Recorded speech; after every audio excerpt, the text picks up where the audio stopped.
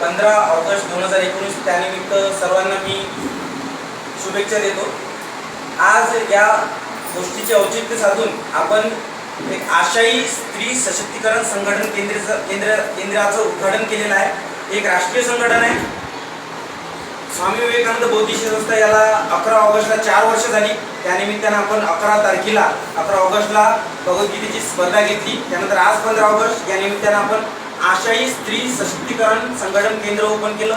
त्याचं नाव आहे आशाई।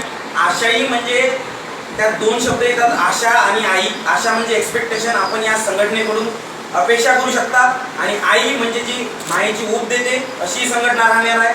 तरी मी संपूर्ण भारतातील स्त्रियांना असं आवाहन करतो की यांनी संघटनेत सामील व्हावं आणि स्वतःवर जो काही अन्याय होतो तो सांगावा, स्वतःचा उद्धार करावा, आणि तुम्ही खरोखर खऱ्या अर्थाने 15 ऑगस्ट 2019 निमित्त स्वातंत्र्य व्हावं अशी माझी इच्छा आहे। त्या निमित्ताने मी ही संघटन ओपन केलेलं आहे, उघडलेलं आहे। धन्यवाद।